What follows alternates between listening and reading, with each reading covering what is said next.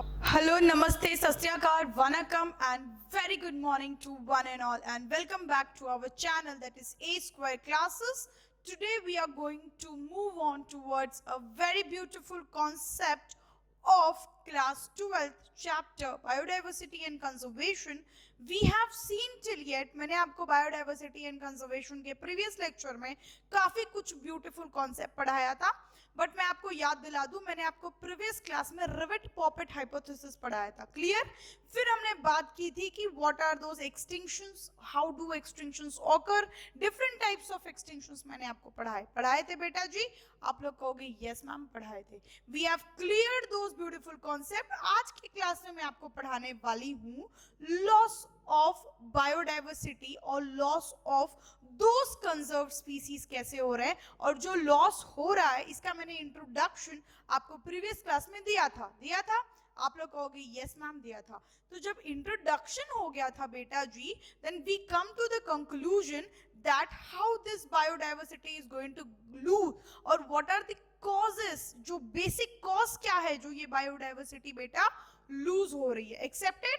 आप लोग कहोगे yes ma'am accepted. So before going to the cause, I will like to tell you a very important and very beautiful concept of resources. किसका बेटा जी? Resource. क्यों?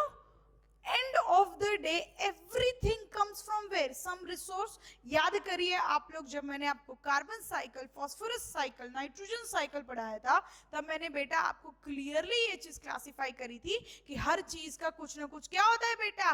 Resource होता है. एक्सेप्टेड? आप लोग कहोगे यस मैम एक्सेप्टेड. क्यों? क्योंकि resource is those matter where the things get exist. So how could be this resource? क्या इंपॉर्टेंस है ये रिसोर्स का? As on we move on, plants के कुछ रिसोर्स होंगे, एक्वाटिक ऑर्गेनिजम्स के कुछ रिसोर्स होंगे बेटा. So this is what different types of things will have different kind of resource. Majorly this resource is of two types, exhaustible and inexhaustible. Exhaustible वैसे resource हैं जिनके खत्म होने के चांसेस बेटा जी बढ़ते हैं, एंड नॉन एग्जॉस्टेबल और इनएग्जॉस्टेबल वैसे हैं जो रेयरली खत्म होते हैं या फिर बहुत टाइम बाद. ऐसा नहीं कि वो खत्म नहीं होते, but for a unite period और for a confined period of time वो तब तक खत्म नहीं हो सकते. ठीक है? And then we will see, हम लोग बचपन से पढ़ते आ रहे हैं renewable resources and non renewable source. आपको याद है एनर्जी वाले क्लास में, साइंस में हम पढ़ा करते थे renewable source of energy, those can be obtain again and again, but is it like that it's not gonna finish? Who said? It's not. ऐसा कभी नहीं है. आपको पता है ओजोन लेयर इज डिप्लीशिंग और बहुत सारे कंसर्न्स, मैटर ऑफ कंसर्न्स हो रहे हैं, तो उसके हिसाब से बेटा जी बहुत सारी दिक्कतें आएंगी. And we can see that the resources can get vanished due to major cause. तभी तो पहले रिसोर्स समझ ले बेटा, तब तो उसके कॉज पे पहुंचेंगे ना, कि किस कॉज के वजह से बायोडाइवर्सिटी लूज हो रही है. सो डाल दीजिए हेडिंग बेटा जी रिसोर्सेस. ठीक है, चलो मिटा दो. चलिए लिख लेते हैं कुछ इंपॉर्टेंट पॉइंट्स इसके. Resources, this could also be बच्चा व्हाट? Water resources. फिर आप लोग कहोगे मैम वाटर भी तो एक नेचुरल रिसोर्स है. हाँ बेटा जी, but we are learning those classified way जिसके अलग अलग ऑर्गेनिजम्स हो, जिसके अलग अलग सोर्स हो. समझ में आया बेटा? चलो ठीक है. Then natural resources, water resources, and then comes what? Land resources. Water is rich source of what? Aquatic plants, organisms. Accepted? ठीक है. And land is rich source of what? Terrestrial plant. Naturally हम लोग किसके बारे में बात करेंगे? Gaseous. Accepted? तो समझना बेटा. Again this natural resources can be exhaustible. Exhaustible is also referred to as conventional. Again this exhaustible is of two types, that is bolo beta ji, renewable and non renewable. Can you see कितने classified way से हम पढ़ रहे हैं बच्चा? दिख रहे हैं? See. So resources, natural resources, water resources, land resources. ठीक है बेटा? And then again natural resources exhaustible, exhaustible मतलब जो इजीली खत्म हो जाते हैं, उसको हम लोग कन्वेंशनल भी कहते हैं, एंड इनएग्जॉस्टिबल मतलब नॉन कन्वेंशनल, समझ में आया? And again inexhaustible is of two types, that is renewable and non-renewable. Renewable source of that is the energy which we can produce or reproduce again and again. फिर आप लोग बोलोगे वो exhaustible में क्यों लिखा है बेटा, क्या वो कभी एग्जॉस्ट नहीं हो सकते क्या? मैं आपको बताती हूँ, सराउंडिंग में ऑक्सीजन है, बहुत ज्यादा है, आप लोग कहोगे यस मैम है, ठीक है, कब तक ऑक्सीजन है? जब तक ट्रीज है, प्लांट्स है, सारे प्लांट्स खत्म हो गए, फॉर गॉड सेक ऐसा हो नहीं, लेट्स होप, क्या होगा वो? फिनिश्ड, गया, खत्म, एग्जॉस्ट हुआ ना बेटा? तो ये एग्जॉस्टिबल उस पर्पस से हमने इसको लिखा है कि वो एनर्जी के चांसेस हैं, हम उसको रिन्यू कर सकते हैं, लेकिन क्या है बेटा जी, वो एग्जॉस्ट हो सकती है वैसी एनर्जी, समझ में आया बेटा? क्लियर? सेम चीज इनएग्जॉस्टिबल में जो कभी भी खत्म नहीं होती। अब आगे देखेंगे सोलर एनर्जी, विंड एनर्जी और वो सारे टाइप ऑफ एनर्जी। इसके बाद जब हमको ये सारे रिसोर्सेज पता चल जाएंगे, फिर हम लोग देखेंगे कि what is actual beautiful cause of loss of biodiversity. ठीक है बेटा, चलो सो हेडिंग डाल दीजिए आप लोग नेचुरल रिसोर्सेज, और ये पूरा क्लासिफिकेशन ब्यूटीफुली पढ़ लेते हैं, फिर वाटर रिसोर्सेज पे आएंगे। चले, आप लोग कहोगे yes ma'am. Natural resources is defined as the material और द सब्सटेंसेस और any component that can be utilized by man and are available naturally, और प्लस अगर ये अवेलेबल है then it is useful for what? It is useful for welfare of life. एक life के लिए अगर ये नेचुरली अवेलेबल हो, प्लस ये कैसा हो बेटा जी, कोई भी मटेरियल, कोई भी कंपोनेंट या कोई भी सब्सटेंस जो नेचुरली अवेलेबल हो, it is useful for life and it is also useful for welfare, यानी उनके फायदेमंद हो, वेलफेयर यानी फायदेमंद हो, which is available in natural environment. कहा मैंने आपको which is available naturally, plus ये मटेरियल वो कंपोनेंट कैसा हो बेटा, वो वैसा हो जो कि which is always useful and it is in atmosphere, hydrosphere, lithosphere. तो इन शॉर्ट में उसको क्या बायोस्फियर लिख लूं? आप लोग कहोगी यस मैम। बेटा इकोसिस्टम का स्ट्रक्चर याद करो, मैंने आपको बायोस्फीयर में लिखवाया था, which contains all together, that is lithosphere, hydrosphere, hydrosphere and atmosphere is togetherly considered to as what? Biosphere. So whatever element or whatever substances which are available in the atmosphere, in the lithosphere or in the beta G hydrosphere, togetherly referred to as biosphere, and that is a natural component. वो कैसा present है बेटा जी? Naturally present है, and it is helpful or it is welfare for what? For whom? It is welfare for the life of the human beings. उसी को हम लोग क्या कहते हैं बेटा? उसी को हम लोग natural resources कहते हैं। याद करो पहला क्लासिफिकेशन, ठीक है? And very good examples of it are O2, land, soil, water, forest, animal. Soil again दो बार हो गया, micro organisms, ठीक है? चलो, तो ये सारे एग्जाम्पल्स अच्छे से याद रखना, क्योंकि आपको क्वेश्चंस में बेटा एक दो क्वेश्चंस अगर आएंगे, आप जाकर के 2013 का पेपर देखना तो आपको ये क्वेश्चन दिखेगा नेचुरल रिसोर्सेज का कि among which of the following is exhaustible, which of the following is natural resources. ये एग्जाम्पल्स आप मत भूलना बेटा, ठीक है? फिर लैंड को मैं आपको अलग से पढ़ाऊंगी और वाटर को मैं आपको अलग से पढ़ाऊंगी। क्यों मैंने आपको ये लैंड और वाटर अलग से पढ़ाया बेटा जी? क्योंकि लैंड हैज वैरायटी, लैंड के पास टेरेस्ट्रियल सोर्सेस रिसोर्स खुद अलग है, खुद डिफरेंट टाइप्स ऑफ फॉरेस्ट है, खुद डिफरेंट टाइप्स ऑफ प्लांट्स है, समझ में आया बेटा? इसलिए animals again it will considered in the land वाला, सॉइल फिर लैंड में आ जाएगा, फॉरेस्ट फिर से लैंड में आ जाएगा, माइक्रो ऑर्गेनिजम्स भी सॉइल में आ जाएंगे, soil again comes in land, O2 atmosphere में बेटा, एंड देन वाटर हाइड्रोस्फीयर में। इसीलिए मैंने आपको ये सारे अलग अलग क्लासिफिकेशन दिए। Do you get that the previous classification which I give? आप लोग कहोगे यस मैम। तो इसके अंडर मैंने आपको सबसे पहला चीज या सबसे पहला कॉन्सेप्ट पढ़ाया था, क्या बेटा? इनएग्जॉस्टिबल एनर्जी पढ़ाई थी, which is also referred to as what? Which is also referred to as non conventional energy. लिख लें उसका डेफिनेशन? आप लोग कहोगे यस मैम। तो नेचुरल रिसोर्सेज के अंदर मैंने सबसे पहले आपको पढ़ाया था बेटा जी इन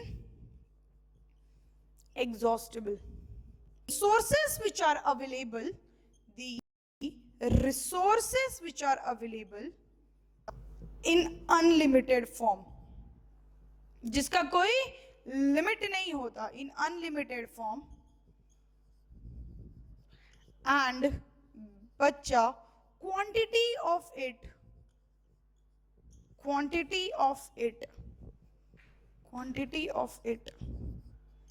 on earth surface, उसकी जो क्वांटिटी है अर्थ सरफेस पे, इट इज कांस्टेंट, या फिर इट नेवर चेंजेस, और इट नेवर चेंज, उसकी जो क्वांटिटी बेटा कभी भी चेंज नहीं होती. एग्जाम्पल के तौर पे लिखना चाहो तो लिख लो, स्टार बना के लिखना बेटा. Solar energy, wind energy, solar energy, wind energy, geothermal energy, air, solar energy, wind energy, air, and last वाला लिख लेना बेटा जी जियोथर्मल एनर्जी. सो बेटा इनएग्जॉस्टिबल वैसी एनर्जी है, कैसी? Inexhaustible resources which are available in unlimited, और जिनकी क्वांटिटी कभी भी होती है बेटा वो fit on the earth surface हमेशा कांस्टेंट होती है. क्यों? क्योंकि वो कभी एग्जॉस्ट नहीं करते. As I have told you, अगर आप लोग एनर्जी की बात करो बच्चा, तो sun is the richest source of energy. आप लोगों को पता है सन के मुकाबले किसी के पास एनर्जी उतनी ज्यादा नहीं होती, और वो एनर्जी कैसी होती है जो कभी भी एग्जॉस्ट नहीं होती बेटा. ठीक है, and it comes in what? Inexhaustible resources. Solar energy, wind energy, air, फिर आप लोग कहोगे मैम ऑक्सीजन. बेटा ऑक्सीजन जो कंटेंट है, ठीक है, ऑक्सीजन का क्या एयर में सिर्फ ऑक्सीजन प्रेजेंट होता है? सिर्फ ऑक्सीजन प्रेजेंट होता है? नहीं ना बेटा जी, और भी कोई चीजें होती है ना. तो that also concerns matter. We have nitrogen, we have other constituents of air. 28% nitrogen. याद आया बच्चा? कुछ साइकिल याद करो, आपको प्रीवियसली मैंने पढ़ाया था. ठीक है, खैर चलो. जियोथर्मल एनर्जी, दोस्त energy which are generated from heat and plus it is present from the earth surface. समझ में आया? अर्थ के थ्रू जो एनर्जी हम लोग यूज करते हैं उसी को हम लोग क्या, and with the consumption of heat, उसी को हम लोग जियोथर्मल एनर्जी बोलते हैं. क्लियर? एंड इट इज, अगर क्वेश्चन ऐसे पूछा हुआ है बेटा geothermal energy, the richest source of geothermal energy है, तो आप लोग कहोगे बेटा जी अर्थ, विच अराइजेस फ्रॉम अर्थ से मिलती है आप लोग. क्लियर? सो नेचुरल रिसोर्सेस में इसका पहला टाइप था इनएग्जॉस्टिबल. बेटा नेचुरल रिसोर्सेस में हर टाइप आपको दिखेगा. आपको लैंड मिलेगा, आपको वाटर मिलेगा, आपको एटमॉस्फेयर मिलेगा, आपको सब कुछ मिलेगा. पूरा बायोस्फीयर हम लोग इसमें स्टडी कर रहे हैं. समझ में? इसमें से मैं आपको बायोस्फीयर का क्लासिफिकेशन फिर मैं आपको पढ़ाऊंगी बेटा, वाटर यानी हाइड्रोस्फीयर, एंड देन मैं आपको एक और लैंड वाला कॉन्सेप्ट पढ़ाऊंगी. Clear? So never ever get confused in the beautiful classification. समझ में? सो दूसरा एक और पॉइंट, अगर मेक अ नोट एंड लिखना चाहो तो लिख लो बेटा जी, नोट बना के लिख लेना, that the quality of inexhaustible resources quality of inexhaustible resources gets impacted by human behavior. इनकी जो क्वालिटी होती है बेटा जी, ये इंपैक्ट हो जाती है by human behaviour. The quality of inexhaustible resources gets impacted by human behavior. Example अगर आप लोग दिखाऊं मैं, एयर पोल्यूशन. याद है? Quality of air gets affected by the pollution which is created by man made बेटा जी. समझ में? तो क्या मैंने इसकी क्वांटिटी की बात कही है क्या? नहीं, मैंने इसकी क्वालिटी की बात कही है. किसकी बात कही है बेटा? I have always talked about it's quality. That उसकी जो क्वालिटी है वो कैसे हो जाती है? वो इनएग्जॉस्ट हो जाती है. Resources gets impacted. उसके ह्यूमन इंपैक्ट, और कौन से resources? In exhaustible resources get impacted by human behavior. But बेटा जी अगर आपको क्वेश्चन में आपको दिखे तो उसकी जो क्वांटिटी होती है ना, आई हैव रिटन या, इसकी जो क्वांटिटी होती है ना बेटा वो हमेशा कांस्टेंट होती है. Clear? So next we will study about what inexhaustible हो गया. अब एग्जॉस्टिबल भी देख लें. चलो तो हेडिंग डाल दीजिए बेटा जी एग्जॉस्टिबल रिसोर्सेस. सो दूसरा लिख लेना बेटा, दूसरी कौन सी टाइप ऑफ रिसोर्स मैंने आपको बताया था? एग्जॉस्टिबल. इनएग्जॉस्टिबल देख लिया, अब एग्जॉस्टिबल देख लेते हैं. ठीक है, चलो. रिसोर्स में लिखना चाहो तो लिख लो these are the resources, these are the resources which get exhaust easily, which get exhaust easily. ये वैसा रिसोर्स है, these are the resources which get exhaust. What do you mean by exhaust? यानी वो खत्म हो जाते हैं अगर हम लोग उसको सस्टेनेबल या फिर अगर हम लोग उसको बचा के यूज ना करें. और इसको भी अगर चाहो तो लिख लेना when used unsustainably. वो वैसी एनर्जी या फिर ये वैसा रिसोर्स है जिसको अगर हम लोग सस्टेनेबल मतलब बचा बचा के यूज करना. कभी भी आप लोग अगर थोड़ा बहुत पॉलिटी या फिर अगर लिटरली थोड़ी वो चीजों से आजकल करंट अफेयर से नोन होगी बेटा जी, तो आप लोगों ने ये चीज देखा होगा there is always a hot topic of sustainable development. किसकी बात कहते हैं लोग हमेशा sustain development. We should always keep something और some amount of money sustained with us, यानी उसको हम लोग बचा के यूज करना चाहिए so that it is helpful for our future generations. For आप लोग घर में भी देखते हो what happens generally when you grow, you buy property and then it is transferred from generations to generations. Intensive farming, आप लोगों को मैंने ये चीज जो रिपीटर्स वाले हैं उनको याद होगा, एनिमल हस्बेंड्री ये टॉपिक में मैंने आपको इंटेंसिव फार्मिंग पढ़ाया था. ये कॉन्सेप्ट याद है? अगेन द मतलब पापा का बेटा, again it will follow the concise land for farming, again उसका बेटा, and lot of people are basically engaged in a small land. So वो क्या हो गया? That is what you sustain. आपने एक लैंड को सस्टेन करके फिर आपने ग्रोथ हुआ ना.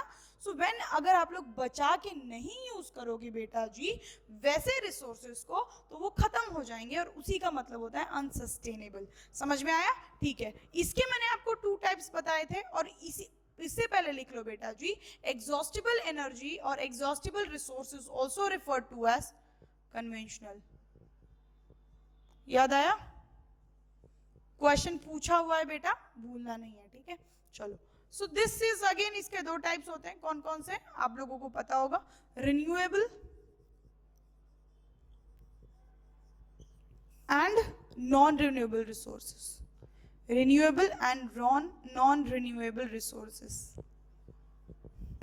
So what is this? अब तक आप लोग बचपन से जो भी आपका बेटा जी थॉट प्रोसेस होगा कि renewable energies can be again and again, वो वापस वैसा कुछ नहीं है बेटा. It is that kind of energy which is basically imparted और उसको नेचर में लाया जाता है by it naturally comes by nature but it is used by human beings. ठीक है, उसी टाइप ऑफ एनर्जी को बेटा जी हम लोग क्या कहते हैं? Renewable source of energy. Clear? And non renewable source of energy या फिर नॉन रिन्यूएबल रिसोर्सेस वैसे रिसोर्सेस होते हैं which are basically made by man, जो मैन के बेसिसली मेड पे यूज होती है और मैन ही उसको कंज्यूम करते हैं और फिर वापस से अगर वो खत्म हो गई then it is difficult to bring out through. ठीक है, तो लिख लेते हैं इन दोनों का definition. Let's see with a beautiful example. चले? So let's see renewable and non renewable का बेसिक डिफरेंस क्या होता है. ठीक है बेटा, रिन्यूएबल मैंने आपको बताया are those kind of energy which are being continuously consumed. वो किससे कंज्यूम्ड होते हैं बेटा?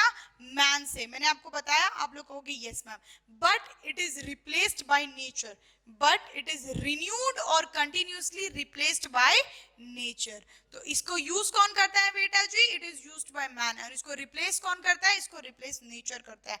And always available in a proper way, ये एक हमेशा प्रॉपर वे में ही। सो बेसिकली आपको स्पीसीज या फिर बैलेंस मेंटेनेंस की इस कॉन्सेप्ट में जरूरत है। समझ में आया बेटा? ओके चलो। और दे में गेट कंप्लीटली एग्जॉस्टेड, अगर उनको हिसाब से यूज ना किया गया तो वो हमेशा के लिए खत्म हो सकते हैं। एग्जाम्पल, मैं आपको इसका एग्जाम्पल देती हूँ, लिख लो। बायोटिक रिसोर्सेज फॉरेस्ट एक्सेप्टेड, आप लोग कहोगे यस मैम एक्सेप्टेड। क्यों? क्योंकि बायोटिक रिसोर्सेज, मैंने बेटा जी बायोटिक स्पीसीज नहीं कही है, I am talking about what, I am talking about biotic resources. These are those resources which are actually available naturally. If you want you can take the example of water, if you want you can take the example of forest. ये जो resources, if you want you can take the example of food, fruits. अगर आप लोग इसको concisely वापस से grow नहीं करते हो तो क्या होगा, आपको फिर से ये खत्म होता दिख जाएगा। समझ में आया? So I am talking about biotic resources, forest, grazing animals.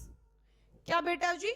Grazing animals, वो एनिमल्स जो ग्रास या फिर प्रोड्यूसर्स पे कंप्लीटली डिपेंड करते हैं।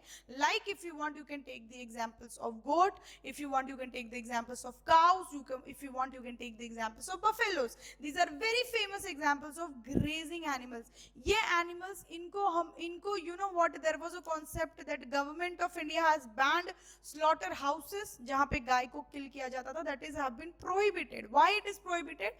Because it is not allowed. We are not in such kind of culture, because that is, if we believe that such a holy, such a precise animal who gives us milk ever time, if we talk about a religious aspect, a kid drinks milk of his mom for 9 months to 3 years, accepted? उसके बाद क्या, जिंदगी भर तो काऊ और buffalo का ही दूध पीते हो ना, तो फिर how could you, after once they are not able to give milk, how could you slaughter them?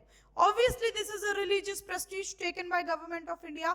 It is. So why it is? Because they, अगर इनको हम लोग ऐसे ही मार देंगे तो इनकी स्पीसीज एग्जिस्ट ही नहीं करेगी। साइंटिफिक रीजन है बेटा। क्या? अगर if you go keep all slotting cause and buffaloes and if you keep, तो फिर इनको तो कोई नहीं खाता ना सिवाय एनिमल्स के। बाद में एंड ऑफ द डे इनकी डेथ होती है। अगर आप लोग ऐसे ही कंज्यूम करते रह जाओगे, so would the milk source will be available for a future generation? नहीं होगी ना बेटा। This is what the reason is, कि अगर हम लोग इसको एक्सेसिव में खा जाएंगे, because after all they are not like broilers chicken, they are not like layers, right? ये थोड़े अलग होते हैं ना बेटा। You cannot consume them in that much amount. You cannot keep on eating them, क्योंकि humans का तो कुछ भरोसा नहीं है। जो चाहे, अगर एक बार किसी स्पीसीज पे खाना, अब चिकन मटन देख लो कितना ये चला, फिर आप लोग बोलोगे गोट, क्यों गोट मैम, गोट भी तो मिल्क देती है, goat also eat grass, then why you are not considering goat in a grazing animal वाला concept which you are doing? बेटा गोट की जो स्पीसीज है, आप उसका ग्रोथ रेट, उसका लाइफ स्पैन देखो, उसके बच्चे देखो। समझ में आया? How many number of times do goat reproduce? How many number of times the goat has lifespan? उसका lifespan छोटा होता है, and again it can have what? And it can have its species in a refined way, right? In a defined way. So इसीलिए हम लोग grazing animals को भी हम लोग precise way में use करते हैं। समझ में आया? ठीक है। Then range land. What do you mean by range land? वो area या फिर वो, सपोज अगर इस रेंज में आपको यहाँ पर कल्टीवेशन अलाउड नहीं है, आपको यहाँ पर कोई भी टाइप ऑफ पोल्यूशन अलाउड नहीं, क्यों? क्योंकि वो गवर्नमेंट ऑफ इंडिया या फिर any kind of government gives you the authority और पासेस द एक्ट, ताकि वो लैंड आप कल्टीवेट ही नहीं कर सकते, उसको, वहाँ के पेड़ और पौधों को आप जला नहीं सकते, या फिर you can not do any such type of hunting activities. और ये जो एक्ट और ये जो इश्यूज के बारे में बेटा जी मैं आज अभी डिस्कस कर रही हूँ, ये आपको ब्यूटिफुली समझ में आएगा जब इसके बाद हम लोग नेक्स्ट चैप्टर स्टार्ट करेंगे, दैट इज एनवायरमेंटल इश्यूज। जब हम लोग एनवायरमेंटल इश्यूज स्टार्ट करेंगे तब आपको समझ में आएगा कि मैं किस रेंज लैंड के बारे में बात कर रही हूँ। समझ में आए? किस एक्ट के बारे में बात कर रही हूँ। you are not allowed to prohibit, you are not allowed to hunt animals, you are not allowed to do cultivation in forest, you are not allowed to cut down the trees in some reserved areas. तो वो range of areas है ना, तो इसीलिए उसको हम लोग range land कहते हैं।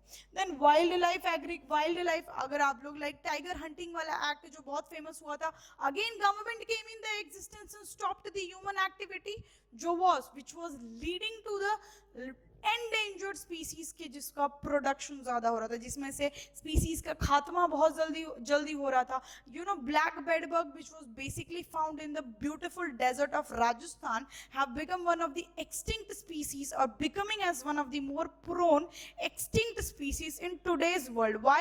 In today's generation, in today's era. Why? Because humans have excessive hunting habit. So that kind of activity is also prohibited, because we are talking about what, beta जी, renewable sources. अगर हम लोग ऐसे ही चीजों का खत्म कर देंगे तो फिर वो रहेगा कैसे? सेम चीज. Then again agriculture, crop system and fresh water yield. जैसे कि जो ऑर्गेनिज्म सिर्फ फ्रेश वाटर में ही पाए जाते हैं, देन व्हाट हैपेंस, उनका क्या होगा?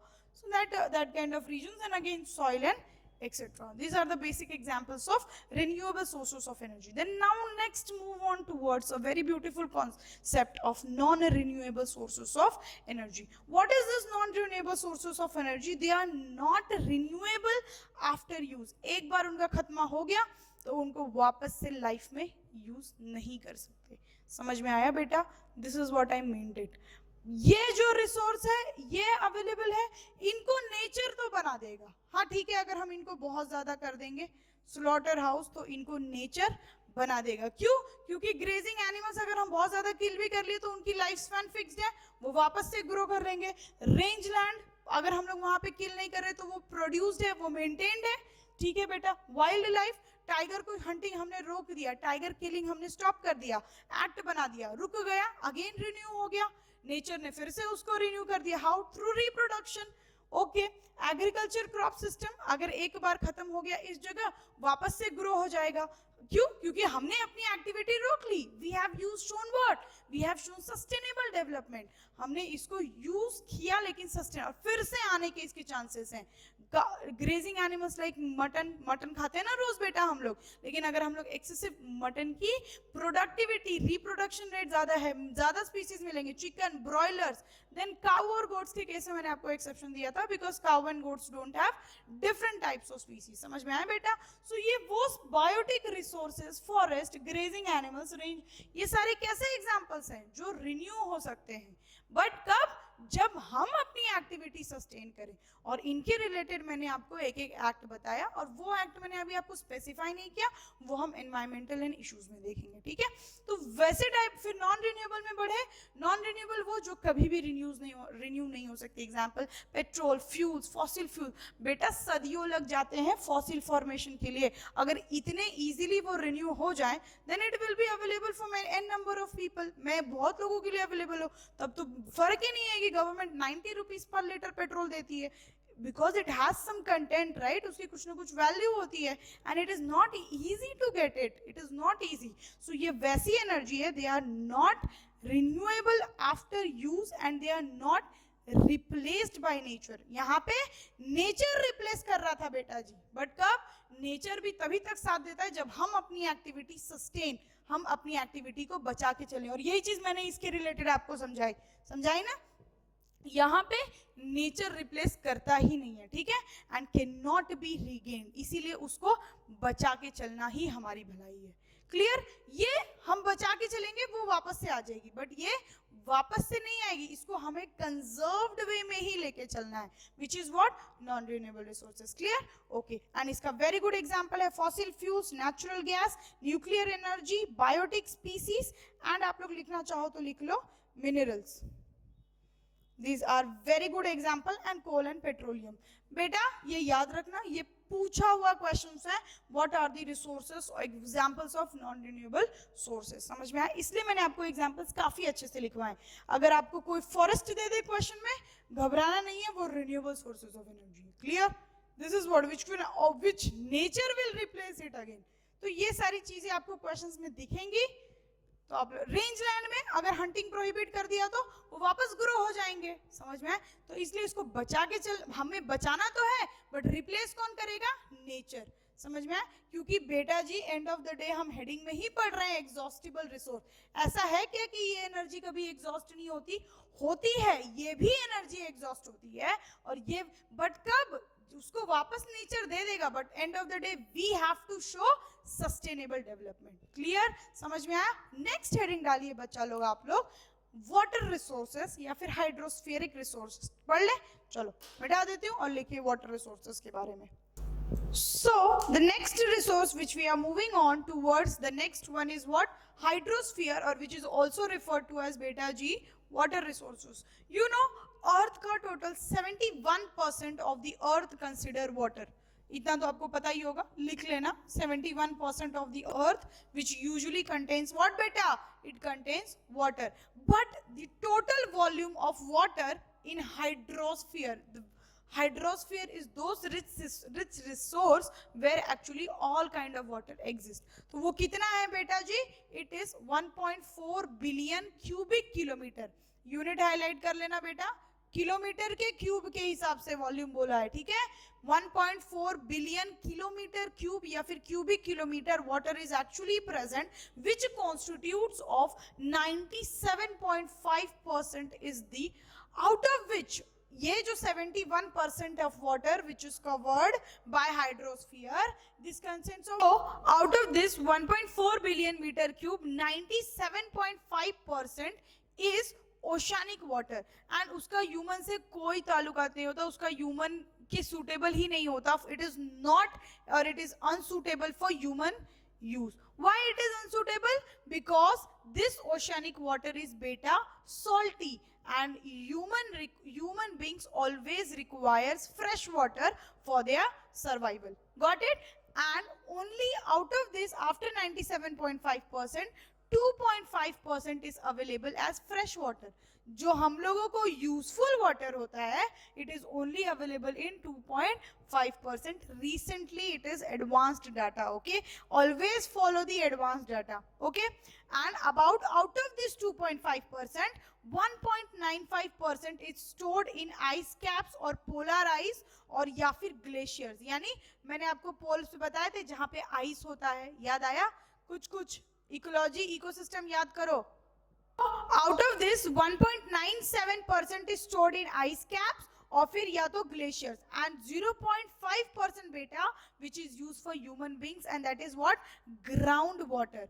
ग्राउंड वाटर वो वाटर है जो हमेशा हम यूज करते हैं, that is always referred to as fresh, a type of fresh water, क्योंकि हम लोग ये 2.5% जो फ्रेश वाटर का कॉन्स्टिट्यूएंट देखा ना बेटा, उसके बारे में बात कर रहे हैं। Out of which 1.97 is for stored water and 0.5% is for ground water, and soil moisture के लिए 0.01%। You know what? And rest left amount, ये left percentage of 0.36% of water is distributed in swamps और lakes, swamps, river और stream, यानी नदियों का पानी है कितना? 0.36% of water. So this is what a data, or this is what a informational purpose or a information about what? About hydrosphere or water resources. समझ में आया? सेम अब नेक्स्ट हेडिंग डाल दीजिए बेटा जी, लैंड रिसोर्सेस। अगर आप लोग लिखना चाहो तो उसको लिथोस्फीयर भी लिख सकते हो। चलो लिख ले, देखते हैं। That also contains few data, कि कभी भी आपको डाटा वाले क्वेश्चन जो आ जाए या फिर इंफॉर्मेटिव वैल्यू जो आ जाए, उससे आपको क्वेश्चन नहीं छूटने चाहिए। क्लियर? समझ में आया? चलो let's see land resources or amount of forest which is present, or what are the bioinformatics about the forest on the land. You know what? During the beginning of 20th century के शुरुआती में 30% of the land of India was covered by forest. 30% of land in India, बेटा जी मैं India की बात कर रही हूँ, was covered by forest. But end होते होते जब 20th century का end हुआ, end of the 20th century, the forest reduced to 19.4, and now only 12% of area is covered. Out of that, out of 19.4%, only 12% of that area or that resource is covered by a dense forest. वो किससे cover हुआ है बेटा जी? तो वो सिर्फ 12% है dense forest. शुरू में हमने देखा कि almost 30% is covered. What? In 20th century, but during the end it was again changed to 19.4, but out of this 19.4 only 12% is covered to as what? 12% is covered to as land resources. You know what? अगर हम लोग per capita मतलब per individual individual के amount के जितनी उसकी location होती है, अगर हम लोग एरिया ऑफ फॉरेस्ट अवेलेबल बात करें और वो भी इंडिया में, तो it is 0.06 Hector of land. 0.06 Hector of land होता है per capita availability of the forest in India. Clear? Okay. And per capita forest area available in the world which changed to 0.64% per hectare. Hectare वो value है land की, और अगर per capita पूरे world में आप लोग फॉरेस्ट का कैलकुलेट करते हो थ्रू बायो इन्फॉर्मेटिक्स, तो फिर वो कैसे जाता है? It comes through 0.64%. And NFP that is natural forest policy या फिर नेशनल फॉरेस्ट पॉलिसी भी आप लोग इसको National Forest Policy in 1988 concluded that almost 33% of the forest are present on the plains. यानी जो नॉर्मल रहे, आपको प्लेन्स मैंने ज्योग्राफी में पढ़ा होगा ना प्लेन्स, और नहीं याद है तो मैंने आपको बताया था ट्रांस हिमालयन रीजन्स में, उसमें से मैंने आपको प्लेन्स भी बताए थे कौन कौन से एरियाज होते हैं. तो उसमें से बेटा जी 33% होते हैं ना, वो प्लेन्स पे प्रेजेंट होते हैं, और जो 67% ऑफ फॉरेस्ट होते हैं बेटा वो हिल्स पे प्रेजेंट है. Point to be noted. Please mark it down. Clear? समझ में आया? So these are the beautiful resources where, how and what actually number of forest, number of area it has been occupied and it has been present. That's all for today. Thank you very much. We have completed a very beautiful topic of resources, जिससे आपको छोटे छोटे questions आते हैं and then you think ये छोड़ दो and easily आपको 4 मार्क्स मिल जाता है इस रिसोर्सेज से. आप लोग देखना जा करके, forest comes in which kind of resources, then what is the number of land per capita, hectare के बारे में पूछ लेगा, of the forest in India, in the world. तो ये छोटे छोटे क्वेश्चन जो होते हैं ना इन्फॉर्मेटिक्स बेस्ड, वो छूटने नहीं चाहिए. फॉर दैट रीजन मैंने आपको ये रिसोर्सेज पूरा डिफाइंड वे में पढ़ाया है विद क्लासिफिकेशन. आपकी जो बचपन में जो इमेज बनी होगी about renewable sources of energy and now which we have learn is totally different. और बेटा ये एक्ट जो है ना, national foreign policy of recommendation 1988 में किया गया था इन इंडिया में. ठीक है? That's all for today. Thank you very much. Do watch the session completely. If you have any doubt, do comment, do like it, and do share it. Thank you. Have a nice day.